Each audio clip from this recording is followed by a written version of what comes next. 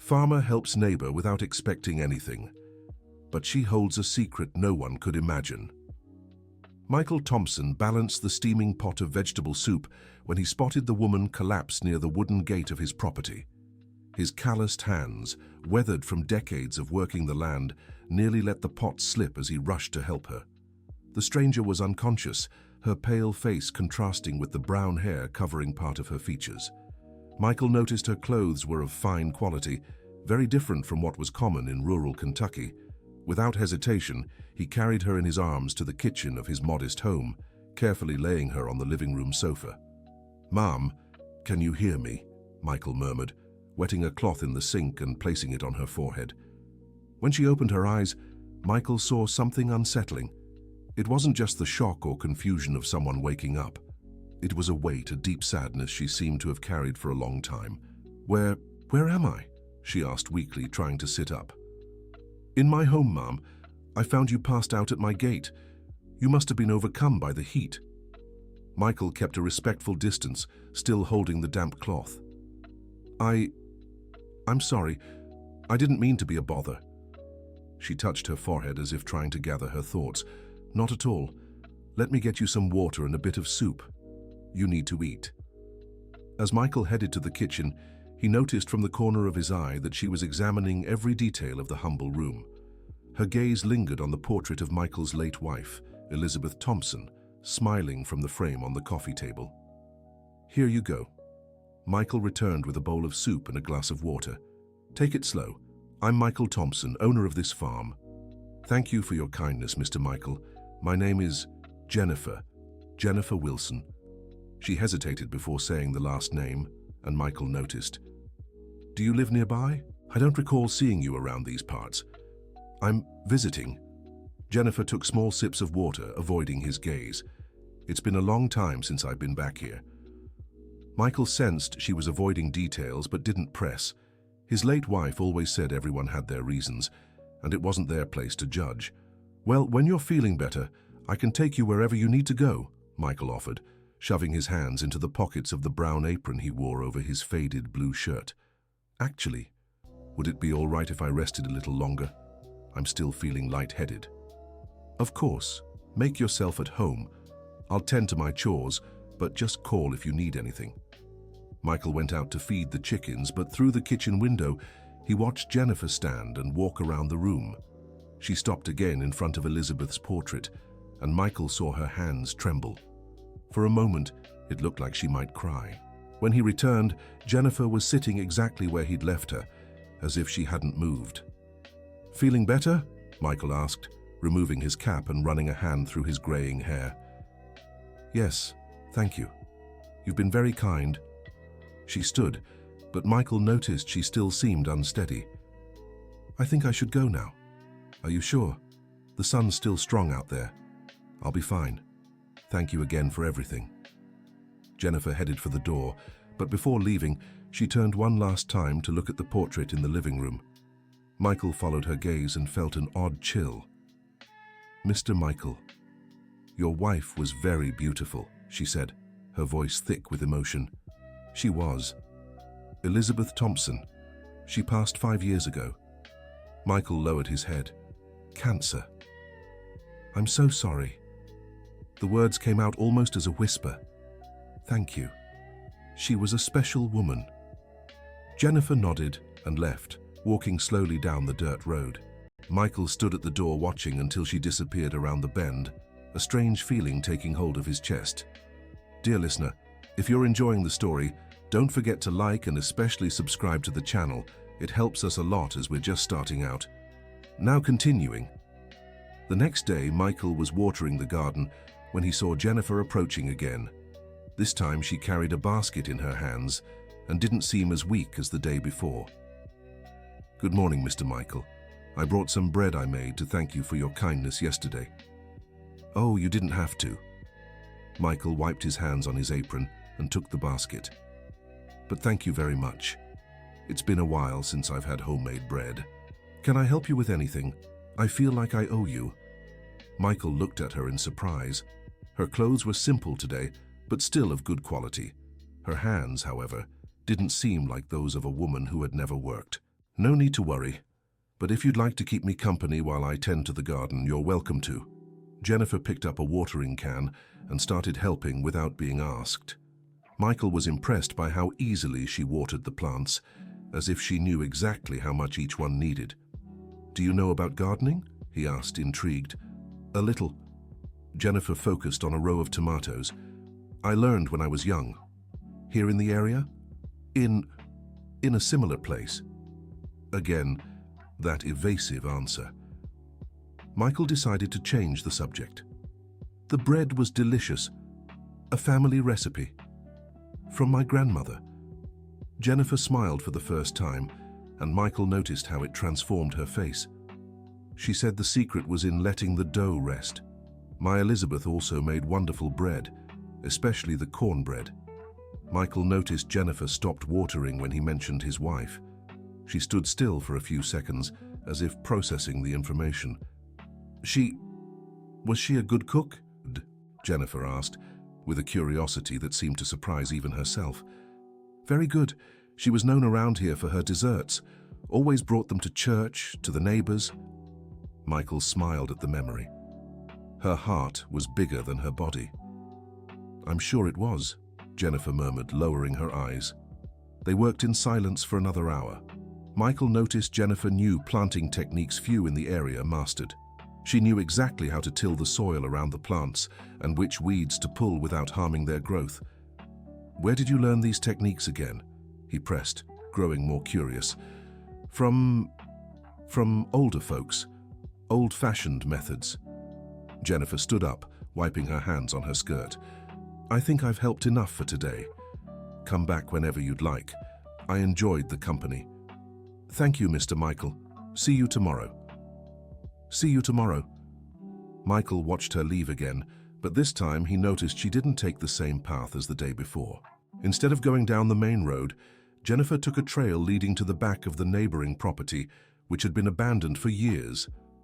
That night, Michael couldn't sleep. There was something about Jennifer that deeply intrigued him. The way she looked at Elizabeth's portrait, her knowledge of gardening, her vague answers about her past. He decided to take a walk around the property before bed. When he passed near the fence dividing his land from the abandoned one next door, he saw a faint light in what remained of the old house. Michael knew that house. It had belonged to the Wilson family, who had left mysteriously over 30 years ago, the last name Jennifer had given. The next morning, Jennifer arrived earlier than usual. Michael was milking the cows when she appeared. "Good morning, I brought fresh coffee," she said, holding up a thermos. "You're very kind." Michael finished milking and walked over to her. "Did you sleep well?" "Yes. Why do you ask?" "I saw a light in the abandoned house last night. I was worried it might be an intruder." Jennifer grew visibly tense. The coffee nearly slipped from her hands. "Probably just a passing traveler," she said, but her voice sounded forced. "Maybe. That house used to belong to the Wilsons. Quite a coincidence with your last name, isn't it?" Michael watched her reaction closely. "It's a common last name." Jennifer avoided his gaze. "Shall we have coffee?" Michael decided not to press further, but his suspicion grew. Over coffee, he noticed how familiar Jennifer was with every detail of his kitchen, as if she'd been there before. "This table is old," she remarked, running her hand over the worn wood. "Over 50 years. It was my parents. They bought it when they married." Michael sipped his coffee, which was excellent. "In fact, this kitchen hasn't changed much since then." "Your parents? They lived here?" "Yes, I was born in this house, grew up here. Only left to study in the city, but I always knew I'd come back." "And are they still alive?" "No. My father passed 15 years ago. My mother, 10. Michael noticed Jennifer seemed deeply interested in these details. "Why do you ask?" "Just curious. You must have many memories of this house." "Many. Good and bad." Michael stood to wash his cup. "My parents went through hard times here, especially my father toward the end." "What kind of hardships?" Michael hesitated.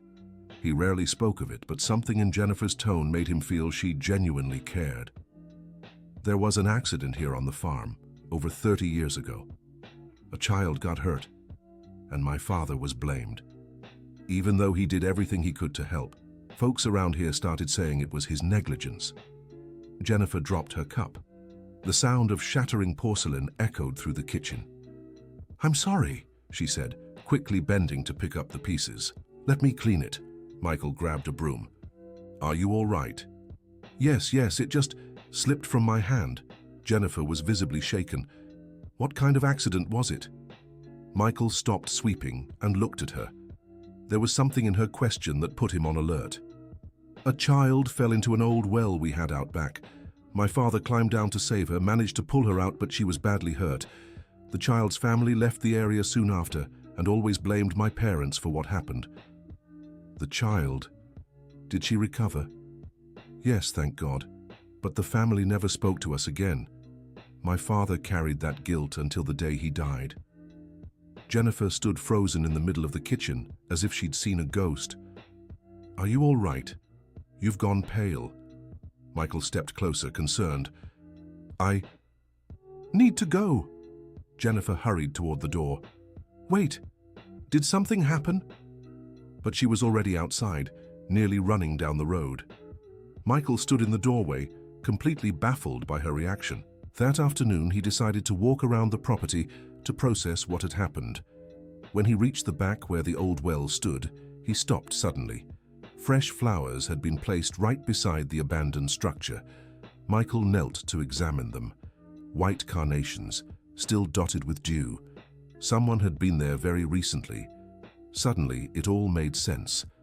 The last name, Wilson, her knowledge of planting, the way she'd looked at Elizabeth's portrait, her questions about his parents, her reaction to hearing about the accident.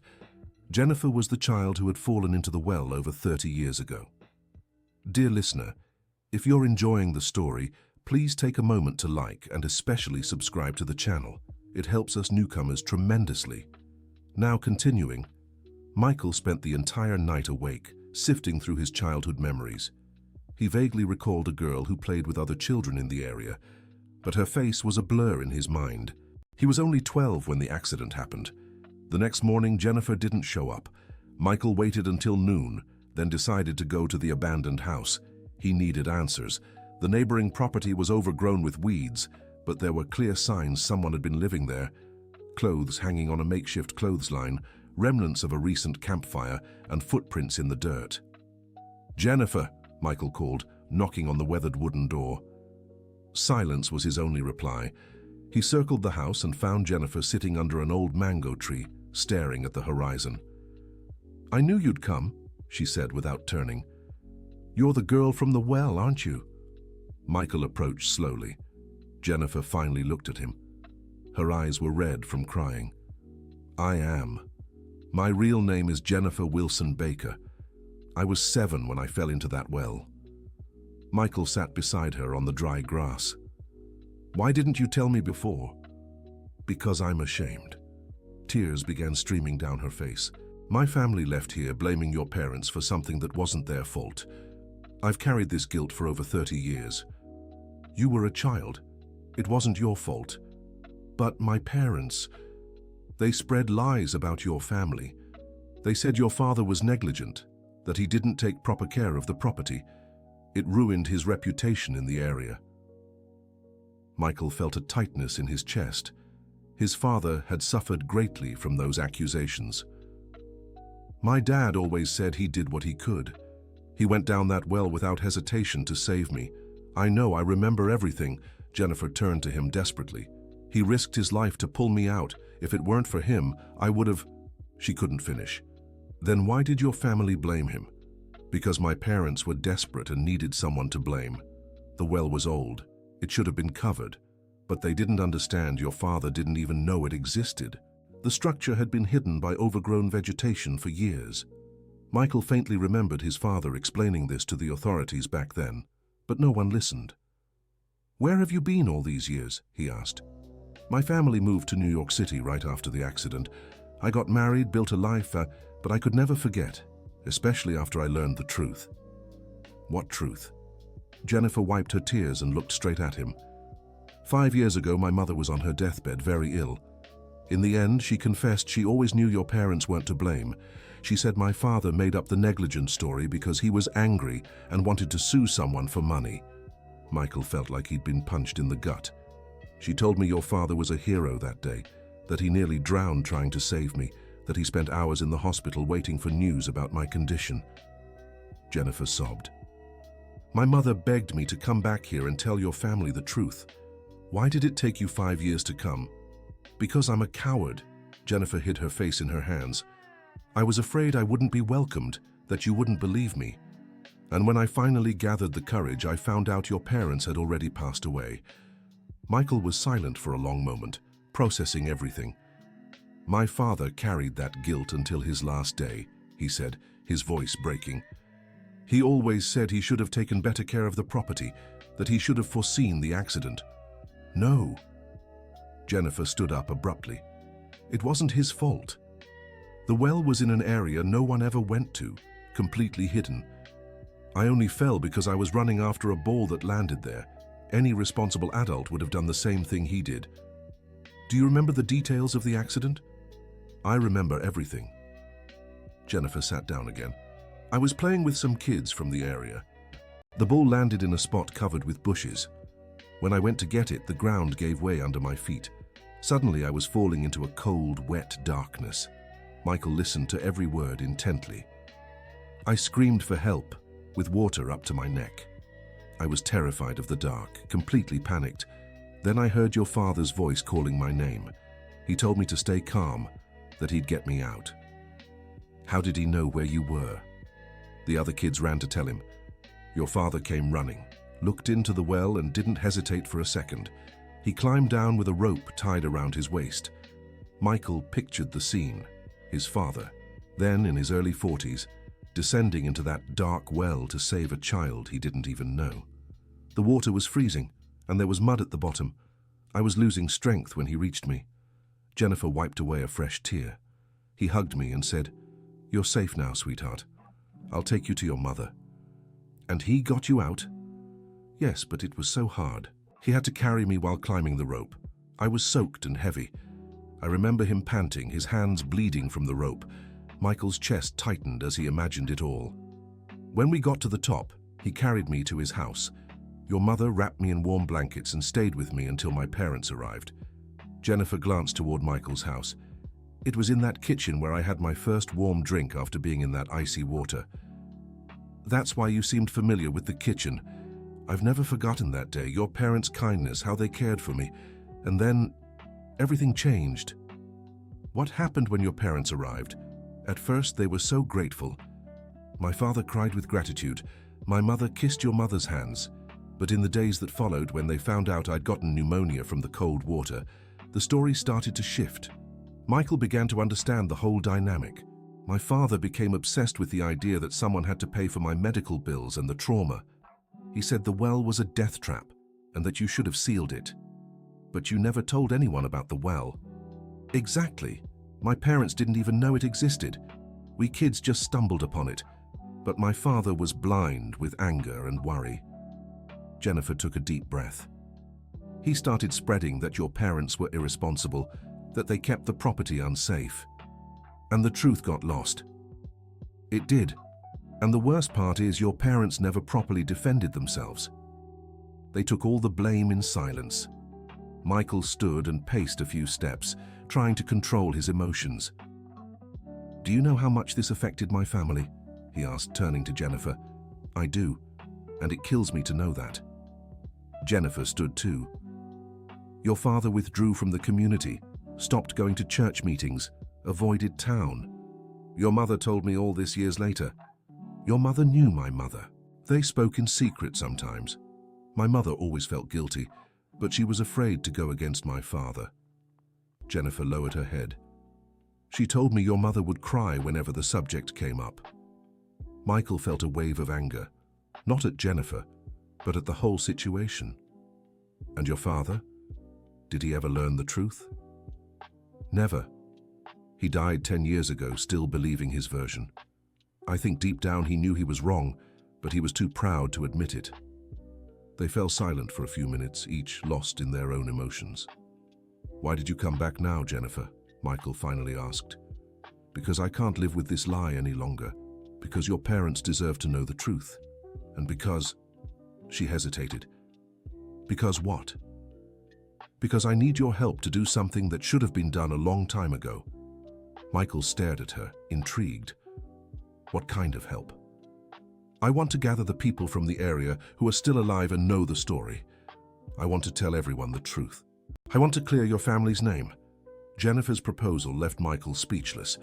For decades, he had dreamed of the day the truth would come out, but he never imagined it would happen like this. "Are you sure about this?" he asked after a long silence. "Absolutely.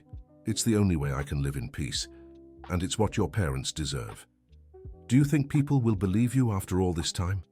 "I have proof." Jennifer walked into the abandoned house and returned with a folder of documents. Letters my mother wrote but never sent, confessing the truth. Medical reports from back then showing I didn't have serious injuries. And most importantly, she pulled out a yellowed sheet from the folder. A statement your father gave at the police station at the time, detailing exactly how the rescue happened. My mother kept a copy. Michael took the paper with trembling hands. It was his father's handwriting, meticulously describing every second of the rescue. "How did your mother get this?" "She knew someone at the police station, got a copy before we left town." Jennifer gently touched his arm. "Michael, your father was extremely thorough in this account. Anyone who reads it will understand he did everything right." Michael read the document twice. It was exactly as Jennifer had described. His father recounted every action he took, every precaution, every care for the child. He also writes here that he checked my pulse several times during the rescue, that he was careful not to hurt me further when pulling me out of the water, that he immediately took me to a warm place. Jennifer pointed to the paragraphs. "This is the report of a responsible and careful man. Why was this document never used in his defense? Because my father had the case dismissed before it reached a formal investigation. He didn't want me to have to testify, said it would be too traumatic." Jennifer paused. "Truth is, he knew if I told my version, his story would fall apart." Michael folded the document carefully and handed it back to her. "What exactly are you proposing we do?" "I want to organize a meeting at the town church, invite all the families who were here at the time. I'll tell the whole truth and show this evidence." Jennifer took a deep breath. "I want your parents' names to be completely cleared. What if no one shows up? What if they don't believe you?" "Then at least I'll have tried, but I believe people will want to listen. Most always had doubts about the version my father spread." Michael considered the proposal. It was risky, could reopen old wounds, but it was also the opportunity he'd always dreamed of. "There's one more thing you should know," Jennifer said hesitantly. "What is it?" "It wasn't a coincidence I showed up unconscious at your gate. I'd been watching your house for days, trying to gather the courage to talk to you. I ended up getting sick from the anxiety and lack of food." Michael wasn't surprised. From the start, there had been something odd about how she appeared. "And the soup you brought on the second day? I made it in the abandoned house. I have a makeshift stove there." Jennifer smiled shyly. "I'm sorry for the lies. I was so afraid of how you'd react." "I understand. It couldn't have been easy coming back here after all this time." "It wasn't. With every step I took toward your house, my heart raced. When I first saw you, it was like a shock. You look so much like your father." Michael unconsciously touched his graying beard. "People always say that. He was a good man, Michael. A hero who was never recognized." Jennifer looked into his eyes. "Will you help me right this wrong?" Michael reached out his hand to her. "Yes, let's clear my parents' names." Dear listener, if you're enjoying the story, please take a moment to like and especially subscribe to the channel. It helps us a lot as we're just starting out. Now, continuing. In the following days, Michael and Jennifer worked together to organize the meeting. She had temporarily moved to a small hotel in town, but kept visiting the farm daily to help with preparations. "I managed to get in touch with Mrs. Dorothy. She still lives in the area," Jennifer said, showing him a list of names. "She remembers the day of the accident very well. Mrs. Dorothy was always a friend to our family. If she comes, others will too. Michael studied the list. This name here, Walter Jenkins, is he still alive? He is. He's the former sheriff who closed the case. He's over 80 now, but his mind is still sharp. Michael was surprised. You spoke to him? I did. At first he was hesitant, but when I explained the purpose of the meeting, he agreed to come. Jennifer paused. He told me something interesting. What? That he always doubted my father's version of events. He said your father's testimony was the most detailed and consistent he'd ever heard, but his hands were tied because there was no formal complaint. So he can confirm my father's integrity? He can, and he will. He said he's happy to finally speak about it. Michael felt immense relief. Having the former sheriff on their side would be crucial. How many people have confirmed so far? 15 families, including some who moved away, but are coming back just for the meeting. Jennifer smiled. The news is spreading. People are curious. And Father Joseph? Did he lend the church hall? Yes. He remembers the case too and said it's time for the truth to come out. Michael stood and walked to the kitchen window, looking at the garden they'd tended together these past few days. Jennifer, can I ask you something personal? Of course. Why did you never remarry? He turned to face her. You mentioned you had a life in New York City, but you never spoke about family. Jennifer lowered her gaze and hesitated before answering. I did marry. I was married for 15 years. She took a deep breath. But my ex-husband couldn't understand why I had these episodes. What kind of episodes?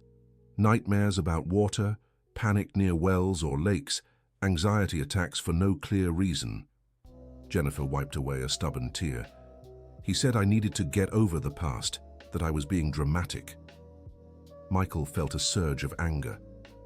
He didn't understand it was trauma. To him, it was just me being difficult. He told me I should be grateful to be alive and stop playing the victim. Jennifer laughed bitterly. When I finally worked up the courage to tell him the truth about the accident, about the injustice done to your family, he said it wasn't my problem. Is that why you separated? Not just that, but it was part of it. I realized I couldn't live with someone who didn't understand that this pain was part of me. Jennifer looked at Michael. Have you ever been through something like that? Michael thought of Elizabeth, how she had always understood his grief without question. My wife was very understanding. She knew I carried sadness for my parents and never tried to make me get over it. She said some pains are just part of who we are. She seemed like a special person. She was. Michael smiled sadly. I think you two would have gotten along well. I wish I could have met her. They fell silent for a moment, each grappling with their own losses. Michael, can I confess something? Said Jennifer, breaking the silence. What is it? When I saw the portrait of Elizabeth in your living room on the first day, I knew immediately who she was. Michael looked at her surprised. What do you mean? Your mother always talked about her in conversations with mine. She described how happy you were, how well she took care of you, how smart and kind she was. Jennifer smiled. When I saw her in the photo, I recognized the smile your mother always praised. Our mothers talked about our lives? Sometimes. My mother always asked about you, if you had started a family, if you were doing well. I think she somehow felt responsible for your happiness. Michael was moved, imagining his mother speaking about him and Elizabeth with Jennifer's mother. Did your mother know you were coming back here? She did. In fact, she was the one who gave me the courage. Jennifer took a letter from the document folder. This is the last letter she wrote to me, 2 days before she passed. Michael took the letter and read it silently. It was an emotional plea for Jennifer to find the Thompson family and tell them the whole truth. Jennifer's mother described the regret she carried for years and begged her daughter to right the injustice. I can't leave in peace knowing a good family suffered because of your father's lies.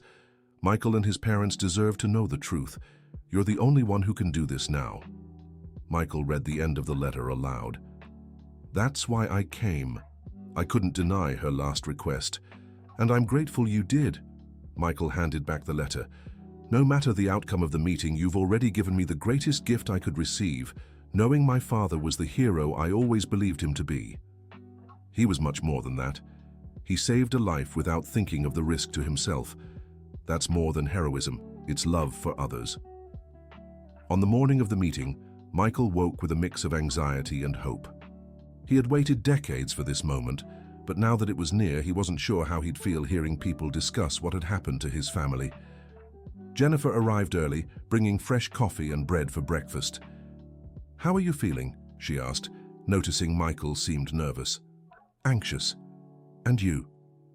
"Determined." Jennifer sat at the kitchen table. "I spent all night reviewing the documents, organizing exactly what I'll say. Are you sure you're ready to face people's reactions?" "I am. I've waited too long already." She looked at him with resolve. "Michael, no matter what happens today, I want you to know one thing." "What?"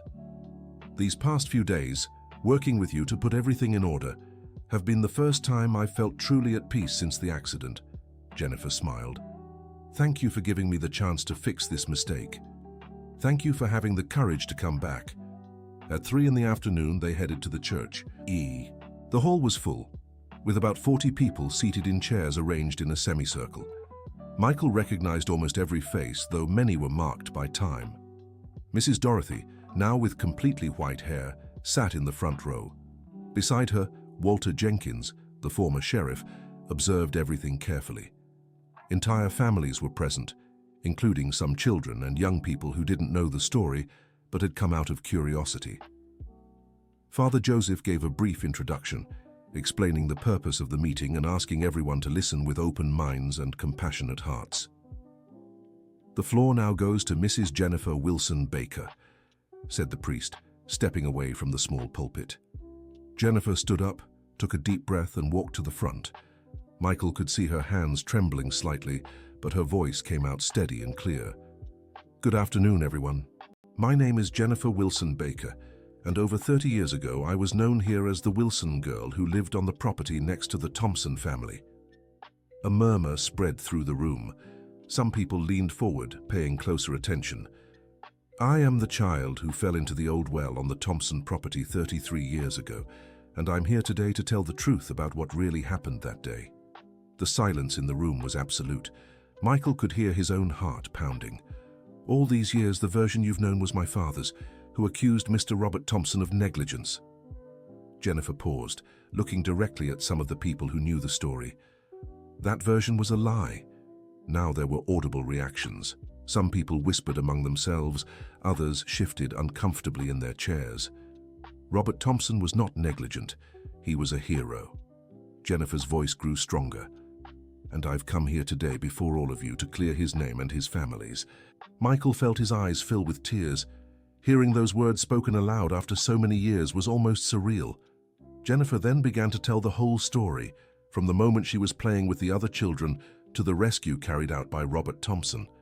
She described every detail: his courage in descending into the well, the care he took during the rescue, how the Thompson family took her into their home.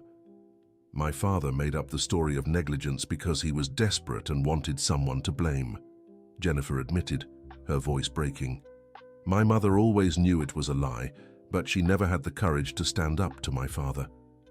She then began showing the documents, her mother's letters confessing the truth, the detailed report Robert Thompson had given at the police station, and other papers that supported her version.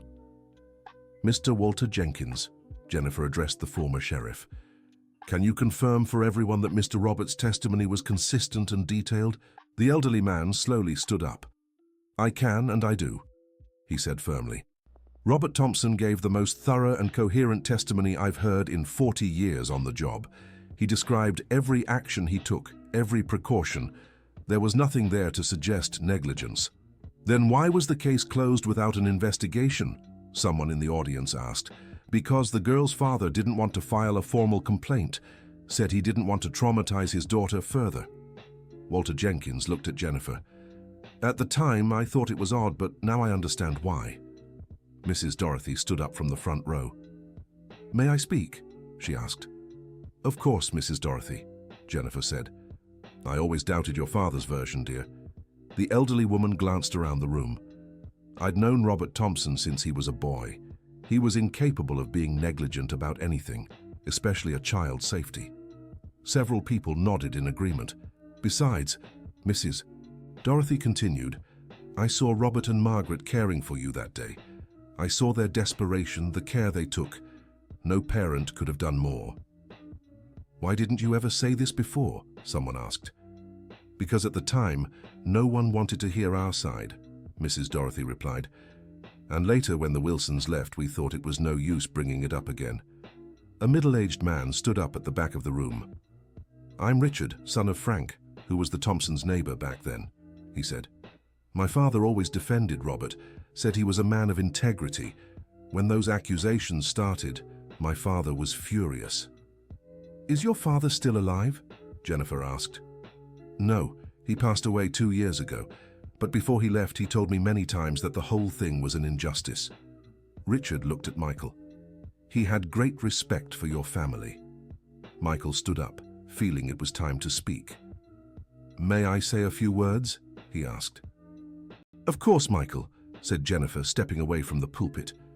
First, I want to thank everyone who came here today, Michael said, looking around the hall. You can't imagine what it means to me to hear these words about my father. He took a deep breath before continuing. My father carried the guilt of that accident until his last day. He isolated himself from the community, stopped participating in church activities, avoided coming into town. Michael's voice trembled. He died believing he had failed as a man and as a Christian. Several people in the hall were visibly moved. My mother suffered greatly too. She watched the man she loved consumed by guilt over something that wasn't his fault. Michael looked at Jennifer.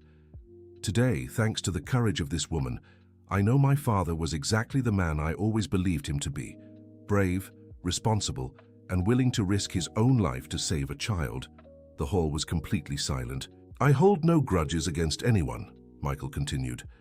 I know Jennifer's father acted out of desperation, not malice, and I know many of you also had doubts about what really happened. Michael, said Mrs. Dorothy, on behalf of the entire community, I apologize for what your family endured. We should have defended your father more actively.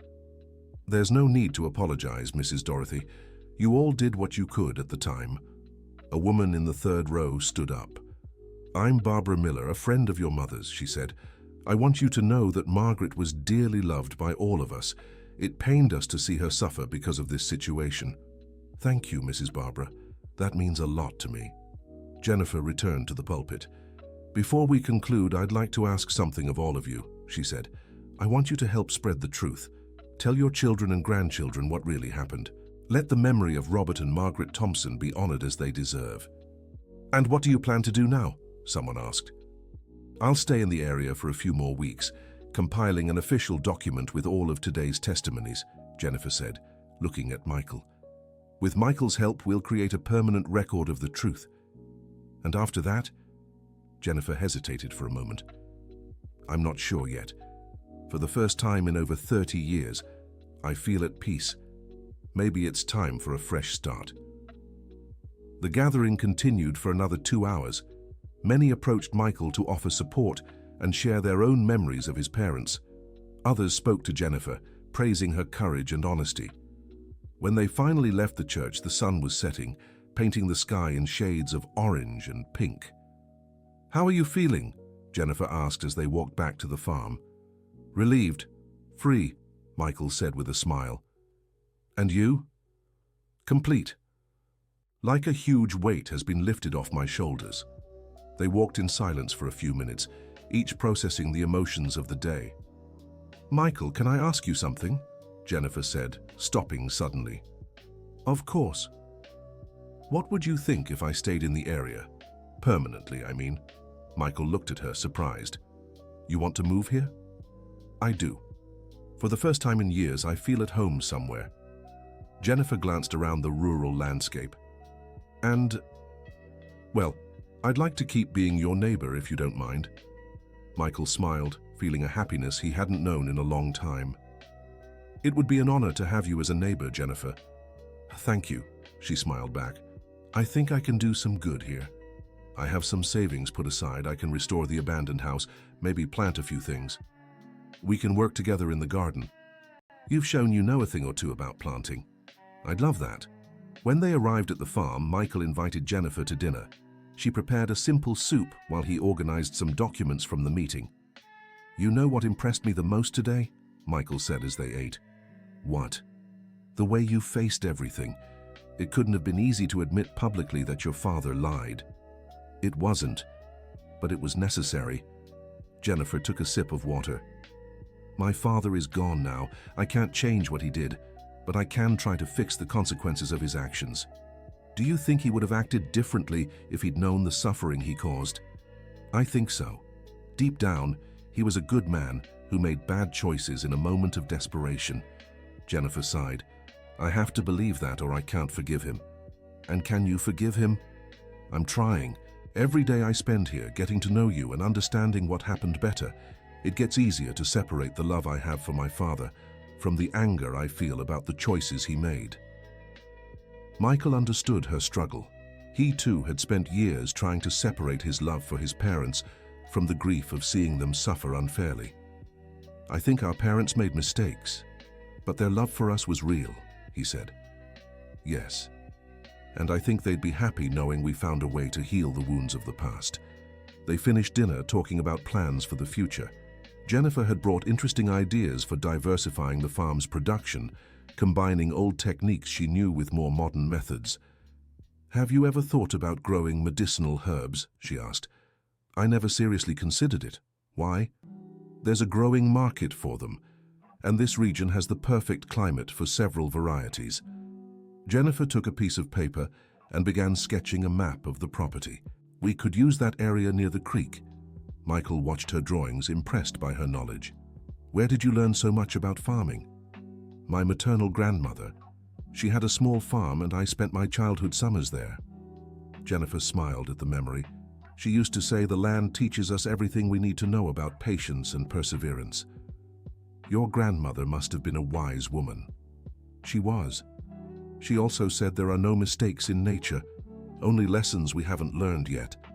I think she'd be proud to see you here today, fixing the mistakes of the past. I think so too. Jennifer folded the paper with her sketches. Michael, can I confess something? Always.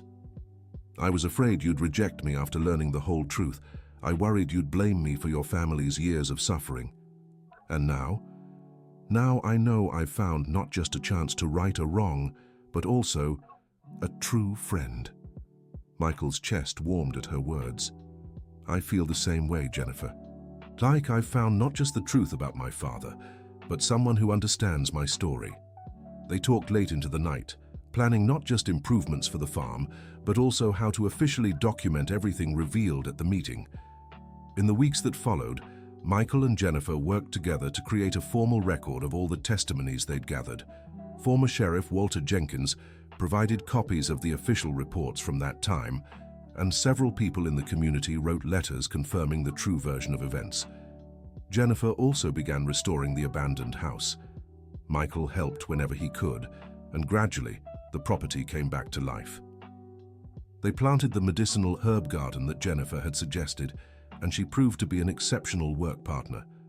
Have you decided yet if you're going back to New York City to get your things? Michael asked one morning as they prepared basil seedlings. Yes, I'm going next week. But it's just to handle practical matters and bring back what I want to keep. Jennifer carefully planted a seedling. My decision is made. I want to live here. And your ex-husband?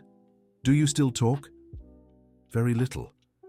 He thought I was being dramatic when I explained the reason for the move. Jennifer shrugged. It confirmed I made the right choice to leave him.